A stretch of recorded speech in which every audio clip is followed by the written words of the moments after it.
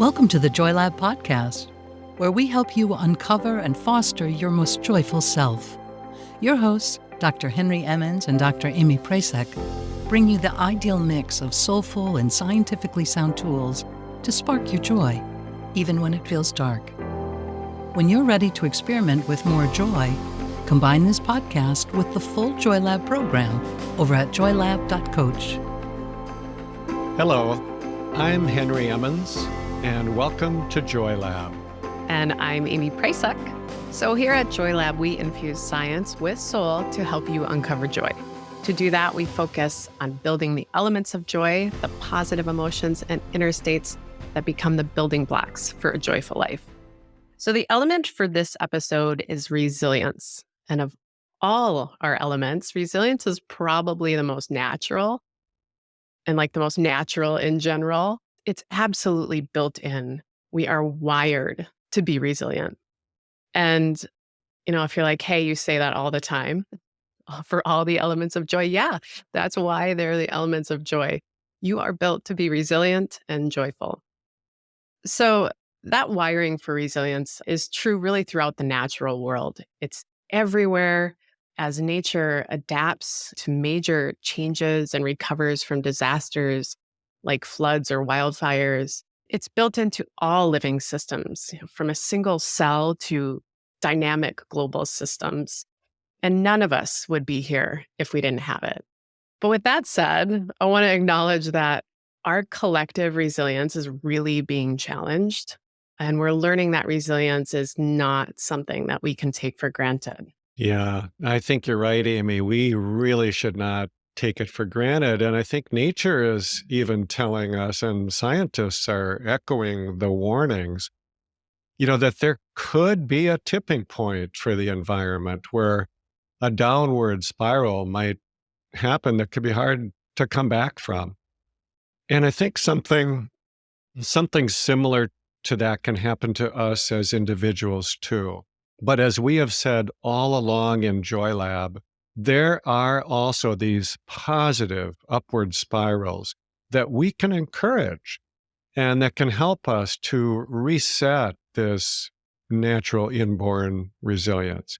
And maybe we could even go beyond that natural set point to a new level where we're thriving and where the loss of resilience just really isn't even a question. Right. And that's what we want to talk about really here in this episode. How to protect your resilience, how to get it back if it's been depleted, and even how to grow it to a level you might not have thought you could get to. Now, there's a lot written and talked about resilience these days, and I know it's become kind of a buzzword in the science of well-being. So let's first sort of define what we mean by resilience and also why we think so many of us are struggling with it lately. Well, I can take a crack at that because resilience has really been central to my work as an integrative psychiatrist. As everybody must know by now, there are many, many people struggling with their mental health these days, probably more than ever before. And unfortunately, that is especially true for kids, as we have learned from a number of recent surveys. And this overall change or downward pressure on mood is something that I view as a breakdown of resilience. So to me, resilience is this natural ability to face whatever challenges come our way and to deal with them as best we can and to stay, more or less upright as we do. And then if the challenge is so big that it does knock us down, we still have the capacity to get up again and get ready to face the next challenge when it comes, because it will inevitably come. Yeah. I think a good example of resilience was how we sort of collectively dealt with the start of the pandemic. There was so little known about the virus and what we could do about it. But the way we responded actually was pretty incredible overall, pivoting so quickly from the ways we'd always worked and socialized and even shop for food. I thought people held up pretty well as a whole, especially with so much fear and uncertainty happening. Um, as a relatable example, a quick story. A friend of ours was staying with us at the start of the pandemic, and she came in after being gone for a bit, out for a little errand. And she came in wearing cleaning gloves and a mask and glasses. I was like, "Where were you?" She responded, "Oh, I just went to the store to grab a bottle of wine." I was like, "Yeah, glad you wore your hazmat suit." But really, I was glad, I thought she should. And I look back at that, that was such a rapid adjustment to a new normal for running errands. And we had to do that in so many sectors of our lives.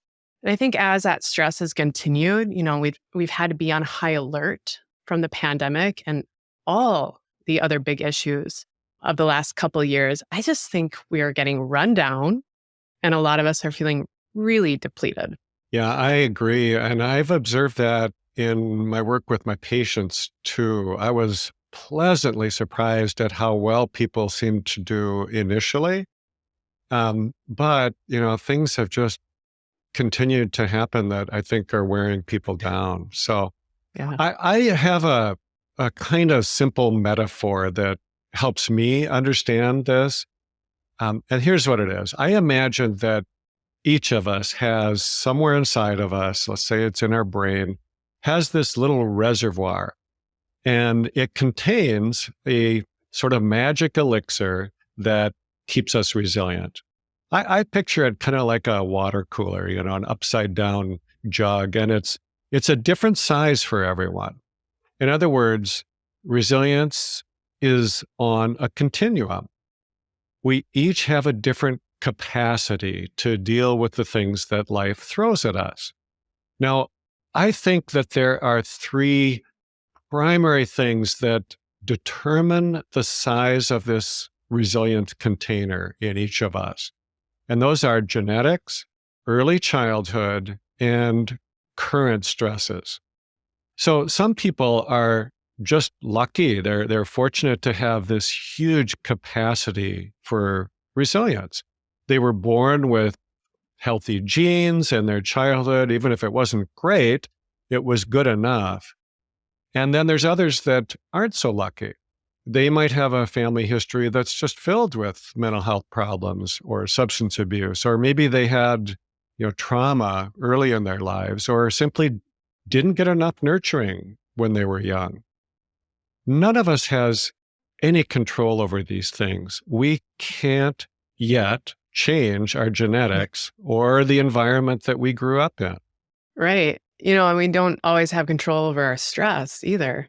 The pandemic is another good example again, but there are so many things outside of our control. And we know probably someone in our lives who really, seems to be naturally resilient, but perhaps has faced a bunch of huge personal challenges in quick succession, divorce, work stress, aging parents, loss of a loved one, kids who are struggling. And I think if enough really tough things happen in a short period of time, and there's evidence in the resilience research to say this, what's called concurrent stress or chronic stress, it just, it's going to knock anyone down. Yeah, I see that all the time in my work. Somebody who has never previously had a problem with their mood, for example, but sometime in midlife or late life, their resilience just gets worn down by too many things coming at them in too short of a period of time. And, no matter how big the container, this, natural capacity, it can get depleted. But on the flip side, I also see people whose genetics are really challenging, or maybe they had a really rough childhood, and yet they are among the most resilient people I know. So the size of this container matters. I mean, who wouldn't want to have a larger capacity for resilience? But that's not the end of the story. What matters even more, I think, is whether you are keeping your container full, or at least full enough that you can face your day-to-day stresses without getting sick. And that's what we want to focus on. How can we keep enough of this elixir of resilience to stay afloat? And is there a way to stop it from draining out so much, from losing it or spending it on dealing with these stresses? And if we have used up too much of our resilience, what do we need to do to replace it? And then there's an even bigger question in my mind, and that is it possible to enlarge your container, even now as an adult, even with what you're given in terms of your genetics or your early life experiences? So we're going to dig into how to get more of this magic elixir in a little bit, but let's check in first on the research on resilience, which I think is pretty robust. Yeah, there's actually a lot of great research. Kind of will answer some of those questions you just posed there, Henry. But I really want to actually talk about something called ordinary magic, particularly since you use that term, magic elixir. It's just so perfect. So this term, ordinary magic, comes from Dr. Ann Maston's work. She was is a pioneer in resilience research. And Ann Maston has described resilience as arising from ordinary resources and processes. Isn't that so boring? Right? That's resilience. So as we said earlier, it's sort of just so natural how systems like humans are built to adapt to their surroundings. It's just kind of that boring. That's how it goes. So Maston used this phrase, ordinary magic, based a lot on one particular study she ran with her mentor, Dr. Norman Garmese, like the pioneer of pioneers on resilience research. But this main study was called the Project Competence Longitudinal Study. And it followed 205 Minneapolis kids and their families for more than 20 years. It started in the late 70s.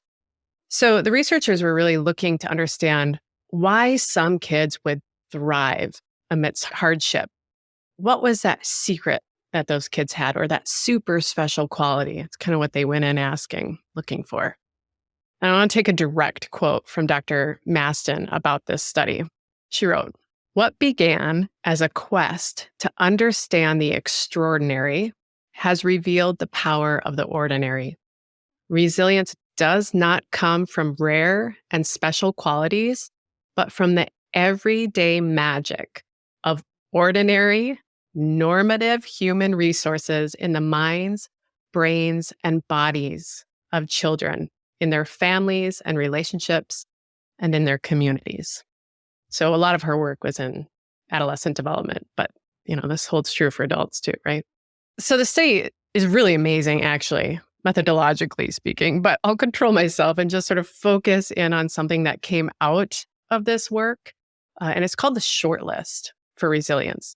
So Dr. Maston sort of took stock later on, I think in 2014 or 18, she sort of took stock of the study and the entire resilience literature to create this short list of what are known in the field as promotive and protective factors, or more so functions. They're really just the things that most robustly support our natural resilience. Some of these factors are sort of squarely in that early childhood bin that you noted before, Henry, but many of these aren't limited to that age. So here are the key factors to boost resilience on this short list. First, caring family or caregivers. Second, skilled parenting. Third, connections. So these are close relationships that, foster emotional security and feelings of belonging. The fourth, emotional and self-regulation skills. 5, self-efficacy, having positive beliefs about ourselves and our identity. 6, meaning making, or tapping into our sense of purpose.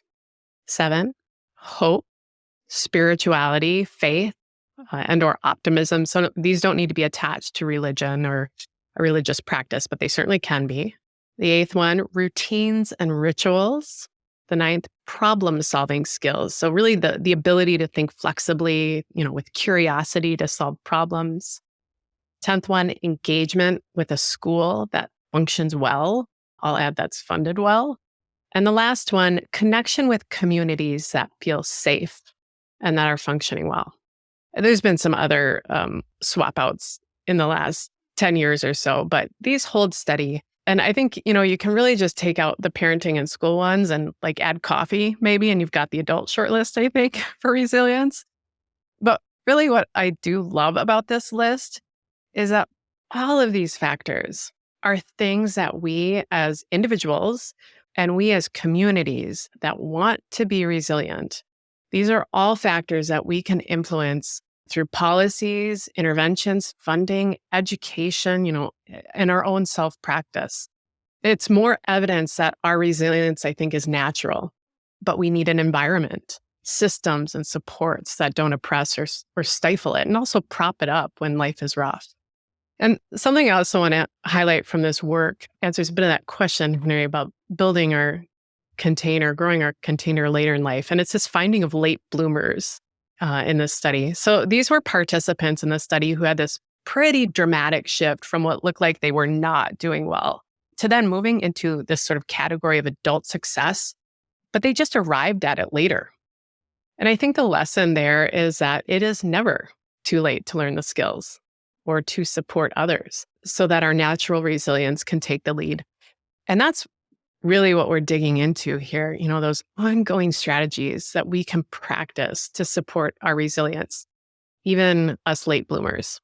I love that summary of the research. Thanks, Amy. It's just such great stuff.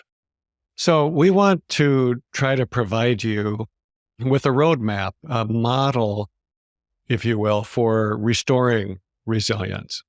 Now, this is so important that we feel that we want to try to be really comprehensive because we do believe that resilience touches upon every aspect of who we are as human beings. Now, we don't have time in this podcast to do justice to all of it, so we're just going to mention some of these factors now and just tell you where you could go for more information. Yeah. So we call these the roots of resilience, and you'll see that they really mirror the shortlist as well in many ways. But Henry wrote about them in his book, The Chemistry of Calm. And so there are 7 of these roots of resilience, and they're divided into 3 categories: body, mind, and heart. Now, we don't really see ourselves divided so robotically in this way, but I think it gives us a simpler way to talk about and sort of understand ourselves. So the first 3 roots are those that have most to do with our bodies. We have a ton of information and accessible approaches to address these at naturalmentalhealth.com. So you can head over there. You can even take our questionnaire to learn your resilience type and get an individualized program for yourself. But Henry, this is really your jam. So can you just kind of outline the 3 body roots quickly? Sure.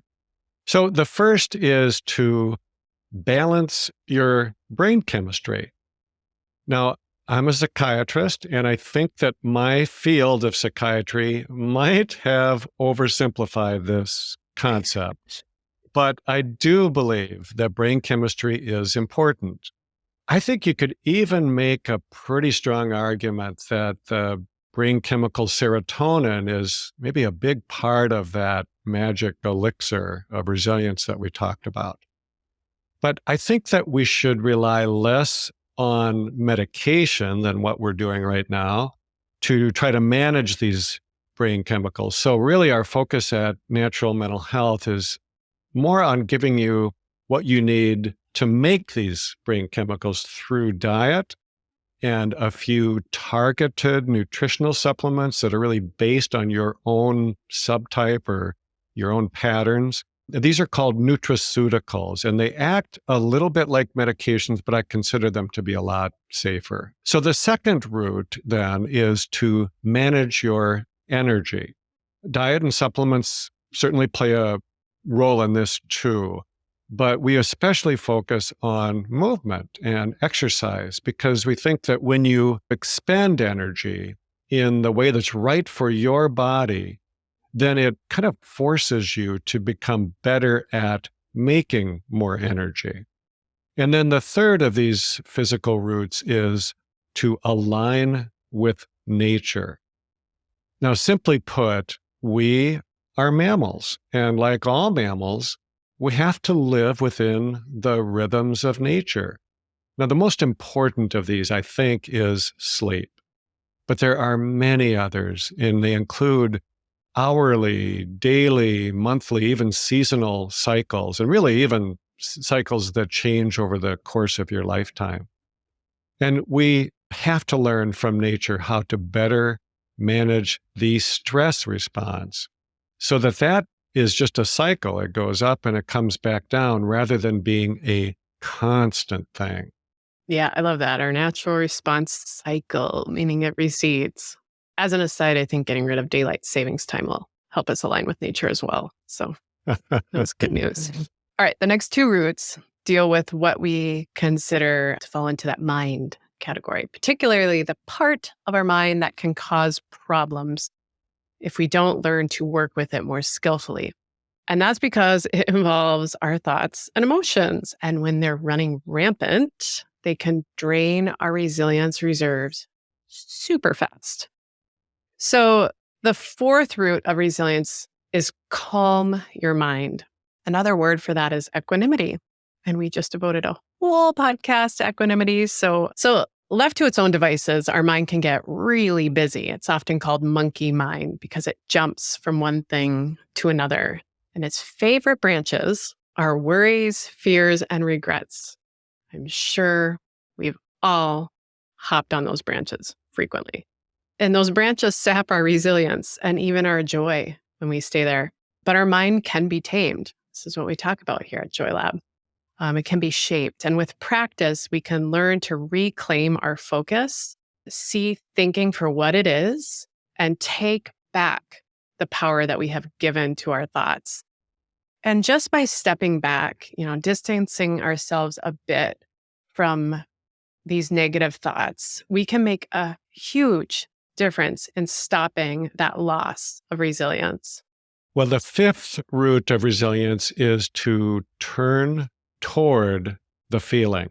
Many of us deal with negative, unpleasant emotions, things like fear, anger, sadness, in one of two ways. Either we avoid them or we overreact to them. Neither of those works. In fact, there's something called emotional reactivity when a person has an overly strong reaction to things that go wrong. And it's one of the strongest predictors for who is going to develop depression in the future. So the key is to let yourself experience the emotion, but not let it overtake you or get stuck inside of you for too long. And the way to do that is to move directly into it, which seems counterintuitive, I think, to a lot of people. And then to keep your attention on it long enough that you really have a chance to feel it fully and it can work its way out. Now, this takes some skill, and it just doesn't come easily to a lot of us. But with a little bit of guidance and practice, you can learn that there are no bad emotions, and also that none of them last. They are meant to be felt, to be fully experienced, and they're experienced in the body because that's where your emotions really live. Now, I think of this as another example of the middle way that we have talked about before on Joy Lab. There is a sweet spot for emotions, not too little, not too much, right in the middle. And then these emotions act a lot like visitors, like guests, if you will. We can even welcome them, give them the attention they need, and then when their time is done, we can let them leave as they're meant to do. Yeah, let them leave. Yeah, developing those skills, working with the mind and emotions, that's exactly the kind of stuff we do in the Joy Lab program. And it's powerful. Clearly a fan. So the final two roots, which bring heart and soul into the mix, are also core pieces of Joy Lab, and they really change the conversation about resilience. sort of bringing it into like a completely different level. Yes, I think that all the roots we've discussed so far are really about keeping our own small container filled up. Dealing with what we're given in terms of genetics, early childhood, current situation, and just doing the best we can, but it's focused on our small self, if you will. And there is a lot of merit to that. We need to do it. But what if we could actually enlarge our container? That just seems like such a key to me. And what if we didn't have to just work so hard our whole lives to take care of our small personal resilience tank that we're carrying around? Because we had access to a much bigger reservoir, like an aquifer full of this resilience elixir. And I think that's the possibility that these next two roots open up for us. Yeah, I'm like imagining us turning fish bowls into oceans. Why not? We have that power. So the sixth root of resilience is cultivate a good heart. Okay, I know. What does that mean? Here are two perspectives on it that I like. So Pema Chodron said, this is why to meditate, to have an open, compassionate tenderness to whatever is going on. And from the Dalai Lama, this is my simple religion. Our own heart is our temple. The philosophy is kindness. This cultivating a good heart involves opening yourself up, being more permeable, more vulnerable. And it means cultivating the heart-based emotions, many of which we've talked about on the podcast, compassion, gratitude, loving kindness. So, really, it means learning to love well. And we did a whole podcast on that, which I'd recommend checking out or listening to again, even. And I think what I love about this root so much is that it's no risk and all reward. Really, you will never regret putting your time and effort into cultivating a good heart because it always pays off. Like, where else can you get that kind of guarantee, right? And it's not really difficult because it feels so good.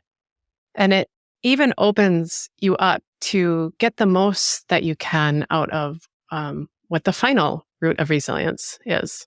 Yeah, the final root is create deep connections. Now, to me, this is about having really good friendships or a significant other and personal relationships, but it's also more than that. It is about connecting with a sense of meaning and purpose, connecting with the deeper parts of yourself, and also with something beyond yourself, however you think of that. If you think about the metaphor of an entire aquifer filled with the elixir of resilience, I think that cultivating a good heart, which Amy just described, is a lot like creating a conduit, building a pipeline to access that aquifer. And creating deep connections is where you actually draw that liquid out and you use it. This might be the single most important thing that we can do for our resilience and maybe for our health overall, is to create these deep connections. We have talked before about neuroplasticity and neurogenesis. The brain is constantly remaking itself, rewiring, creating new pathways, and even creating brand new neurons. But there's an interesting twist with these new brain cells. They have to grow and branch out and connect to tons of other brain cells. And if they don't, they wither up and die, literally. If they don't make sufficient connections, they don't survive. And I think that we are a lot like that ourselves. We have to have many deep connections if we want to thrive. And it is possible to create them and to thrive, even if we have challenging genes or we had subpar parenting when we were young. Yeah, that's exactly what the research says again and again for resilience at Shortlist. The majority of those factors had to do with relationship and connections, right? We can all thrive, but we need each other to really do it. So we've been using this metaphor of the body as a vessel, holding within it this powerful and mysterious, yet ordinary magic that keeps us supplied with resilience. So I think it's time then to close with who else but Mary Oliver, who offers such a gorgeous image of what this might mean. I'm just going to share the second half of a poem of hers called Evidence. I believe in kindness, also in mischief, also in singing, especially when singing is not necessarily prescribed. As for the body, it is solid and strong and curious and full of detail, wants to polish itself. It wants to love another body. It is the only vessel in the world that can hold, in a mix of power and sweetness, words, song, gesture, passion, ideas, ingenuity, devotion, merriment, vanity, and virtue. Keep some room in your heart for the unimaginable. Thank you so much for listening and for exploring with us this totally natural, precious commodity that we call resilience. We hope you'll also join us in the Joy Lab program, where we guide you week by week to develop the skills you need to live the elements of joy, to fill up your own resilience tank, to access sources of resilience that will never get depleted, and even to keep some room in your heart for the unimaginable. Thank you for listening to the Joy Lab podcast. If you enjoyed today's show, visit joylab.coach to learn more about the full Joy Lab program. Be sure to rate and review us wherever you listen to your favorite podcasts. Please remember that this content is for informational and educational purposes only. It is not intended to provide medical advice and is not a replacement for advice and treatment from a medical professional. Please consult your doctor or other qualified health professional before beginning any diet change, supplement, or lifestyle program. Please see our terms for more information.